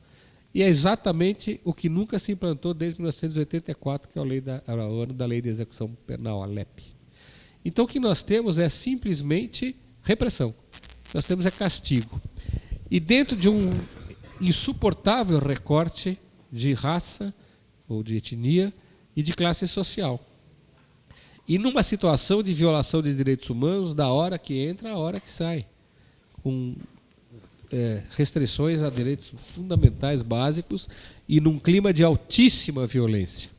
Então, como é que é possível imaginar que pessoas que vivem submetidas ao regime de profunda opressão, de violação de direitos fundamentais, de violência a todo tempo, sairão de lá melhores? É um modelo completamente fracassado. Uma discussão crítica sobre isso seria fundamental que nós tivéssemos hoje na sociedade, mas sem os tabus e sem as frases feitas de vai colocar esse bando de bandido na rua. Ora, está cheio de bandido na rua, gente. Está cheio de bandido na rua em várias classes sociais. E a gente convive com eles, né? Se colocasse esses 700 mil, talvez tirando aí, eu não sou abolicionista. O abolicionismo é um movimento da criminologia que prega o fim do direito penal. Eu acho que ele ainda é importante e considero importante que haja ainda o direito penal. Mas eu sou adepto de chamar de direito penal mínimo. Quer dizer, nós estamos prendendo demais, estamos prendendo mal e superestimamos o direito penal, né? Então, nós precisamos, sem dúvida, reduzi-lo. Mas a primeira e fundamental discussão é prisão para quê, no modelo que está posto hoje? Para que serve isso? Por que se pega, para usar o exemplo da Cracolândia que o Paulo trouxe aqui, um aviãozinho na esquina da Helvécia com a Notman e leva para um CDP? O que vai se tornar esse rapaz? E o tráfico lá na esquina diminuiu sem ele lá? Né? Esse raciocínio muito pragmático, que é baseado na filosofia do direito penal e nas escolas criminológicas, ele é urgente no Brasil. Porque, como o Paulo lembrou, nós estamos cada vez encarcerando mais e cada vez encarcerando pior. E isso não vem trazendo segurança para a sociedade. Isso não vem trazendo sensação de segurança para a sociedade. Os índices de criminalidade estão caindo. Essa é uma discussão muito curiosa. Hoje há uma discussão de que os índices de homicídio estão caindo. Acontece que os homicidas presos não passam de 10%. Então não há essas variáveis, 8%. Em alguns lugares chega a 9%, mas não passa de 10%, conforme o Estado. Então não é isso que está reduzindo o número de homicídios. Certamente não é isso. É outra causa que os estudiosos estão pesquisando, né? Mas é claro que não dá para a gente esgotar um assunto dessa magnitude e importância em tão poucos segundos. Só trazer 3 elementos. O índice de homicídios nos Estados Unidos diminuiu na década de 70 para 80 em função da aprovação das leis de aborto. Existem estudos acadêmicos e um livro que traz isso de uma forma bem didática é o Freakonomics, que é um livro que faz relações não óbvias entre estudos acadêmicos de forma científica, de forma acadêmica. Nós gastamos 3 vezes mais com um preso do que com um estudante. E só dá para discutir, eu gosto de falar isso, só dá para discutir política de encarceramento se você lembrar do cheiro de um presídio. Eu gosto de falar muito isso, que eu nunca vou esquecer o cheiro do presídio, desde a primeira vez que eu pisei num presídio. Ele é único. Só lá cheira. Então, vai ver um presídio, você quer falar de presídio, faça uma coisa, vá visitar um presídio, olhe pela janelinha para ver o pátio, os raios. Nunca esqueça de um amigo nosso, essa piada você lembra. Ele olhou e falou, tem uma mulher lá dentro. Eu falei, cara, olha lá dentro direito. Esse é um presídio masculino. Olha o grau de violência. E aí ele parou, ele ficou uns 7 minutos lá, olhando a dinâmica do raio. Ele nunca mais esqueceu isso. Então, é difícil discutir algo que você não tem absolutamente nenhum contato. O cheiro. Lembra o cheiro do presídio. E vem aí a privatização dos presídios. Preso agora vira mercadoria. Quanto mais preso, mais lucro. Paulo, vou mandar a pergunta para ti agora. O que os espíritas, e aqui eu vou entender como o espiritismo, né, você como representante da doutrina. Aliás, quem está mandando essa pergunta é um colega nosso, eu, a Aline e o Glauco fazemos parte de um grupo chamado Espiratas no WhatsApp, né? É um grupo onde a gente serviu para nós nos conhecermos e nós debatemos sobre a doutrina e todas as suas relações filosóficas acerca da vida, acerca a própria origem do Propaganda é espiritismo. tudo, né? É bem filosófico mesmo o papo lá. Cabeça, né, Aline? Isso. E o Pedro que mandou a pergunta, ele tem um perfil no Instagram chamado Aula Espírita, junto com uma outra moça chamada Ana, são pessoas maravilhosas, eles são de Recife. O Espiratas é a ideia deles. E o Pedro, filosófico como que é, acabou trazendo uma dessas perguntas. Várias perguntas, algumas nós já respondemos. E ele pergunta o que o Espiritismo pode dizer sobre pessoas que nascem em grupos vulneráveis, como os transgêneros, autistas, usuários de drogas, sobre essas camadas da sociedade em termos de direitos humanos. Eu acho 2 minutos, tá? A gente pode começar, vamos fazer ao contrário, o que pode não dizer. Não existe vitimismo, não existe determinismo, não existe culpa, pecado original. Acho que a gente pode desconstruir alguns mitos cristãos, religiosos. Eu gosto de pensar o contrário nessas questões. Eu acho que a gente não pode ver qualquer pessoa em situação de vulnerabilidade ou minoria como alguém que está expiando os seus pecados. É muito difícil para qualquer pessoa apontar o dedo e falar: a Camila é desse jeito porque na outra vida ela foi isso, isso e isso. Então, e é um assunto, é uma forma muito comum dentro dos espíritas usarem essa abordagem, né? Profundamente. Não, você tem este... Não é nem problema, né? Mas não, você está passando por isso. A pessoa já está até tomando algum cuidado, está sendo um pouco política quando fala assim: você está passando por isso porque em outra vida... Eu acho isso tão pessoal, mediunicamente. Nossa, eu como médium, eu conto nos dedos as vezes que eu alguma vez falei algo próximo a isso, de você determinar, né, o destino, o passado da pessoa. Não, você está passando por isso porque há 5 encarnações você matou tantas pessoas. Gente, olha a responsabilidade de falar uma coisa dessas, né? Então fica quietinho, né? Fica quietinho. Não dá, gente, não dá.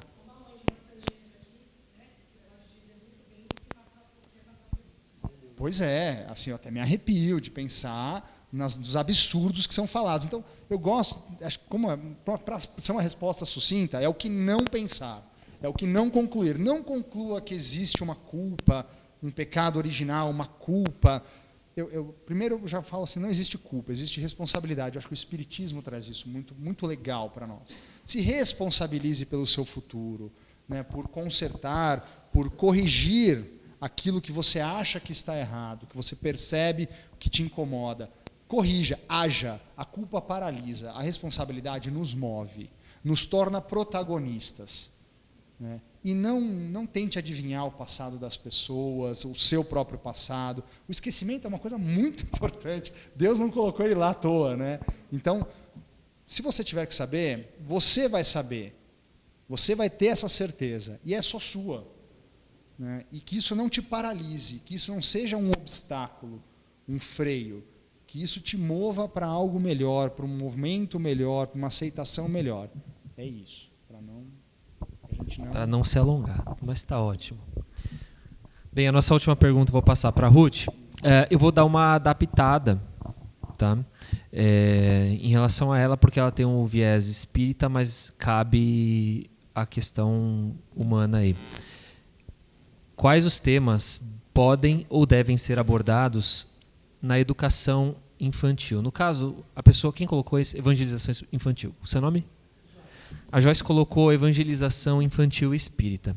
Mas, neste caso, cabe a questão moral, que nada mais do que é o que o espiritismo aborda, né? A evolução do ser dentro da sua moral. Como que nós podemos abordar, orientar, educar as crianças ao nosso redor, né, de forma com que elas compreendam o valor do ser humano. Isso, educar para ser humano, né? Enfim, eu vou trazer um pouco, principalmente porque eu acho que assim, a educação, né, ela pensando nessa melhoria, acho que a gente pode falar de várias coisas, mas eu vou trazer especificamente no que eu trabalho, que é mulheres em situação de violência. Por quê?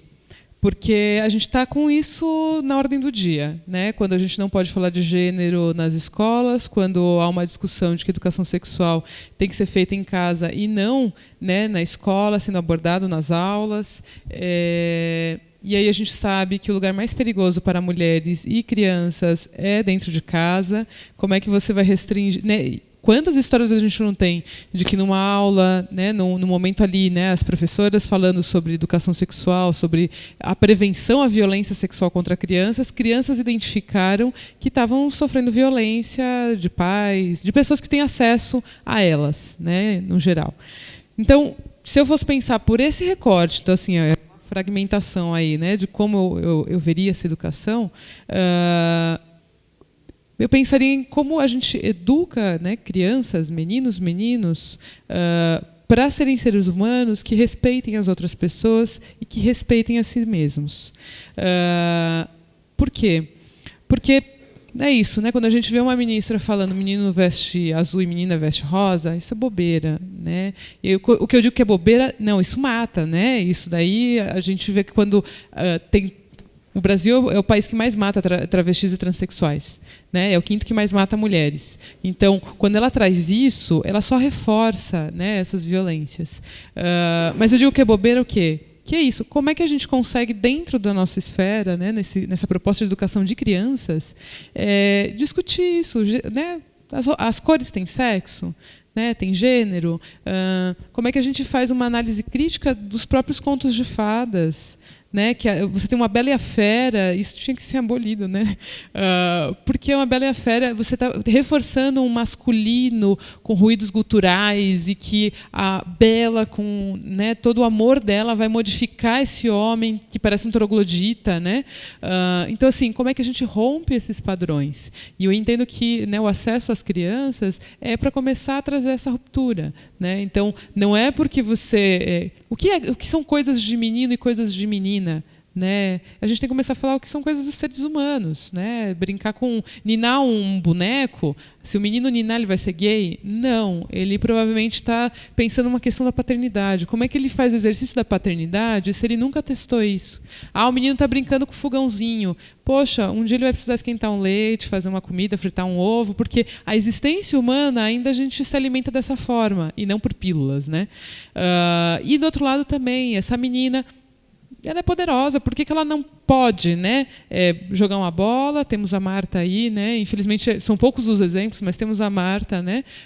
Por que ela não pode consertar um carro, trabalhar, né, ser engenheira? Então, isso a gente vai desconstruindo na educação infantil. E a gente tem que pensar o quê? As questões de gênero, elas são construções sociais.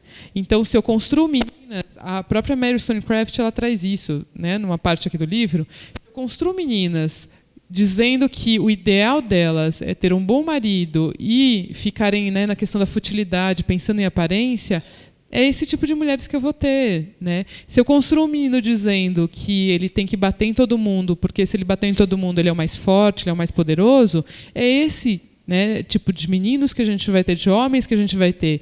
E olha só o resultado que a gente tem. É o quinto que mais mata mulheres. Por quê? Porque a gente construiu dessa forma. As mulheres têm que ficar submissas e os homens eles têm o direito, né, de exercer a violência física para manter essa dominação e manter a sujeição das mulheres. Então, se eu pudesse fazer um recorte de como educar, seria pensando isso, em ver com que essas crianças vão ser futuros seres humanos adultos que tomam decisões, né? E ensiná-las que é isso, o corpo delas lhes pertence também. E aí viria um pouco do que o Paulo falou, né? O quanto que eu apanhei muito da minha mãe, né? Apanhei do meu pai, da minha mãe, enfim.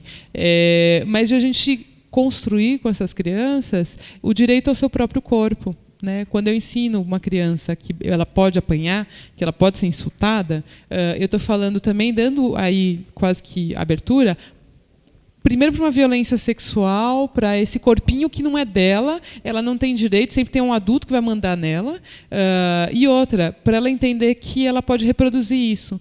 quando elas são pequenininhas, elas reproduzem entre si, né, o quanto de criança que bate em outras crianças, que bate em bichinhos, mata bichinho, e depois é a linguagem que ela aprendeu. Ela vai reproduzir isso quando adulta. Então, ela não vai desenvolver outras formas de lidar com conflitos, senão na violência física, né? Então, eu acho que seria por aí.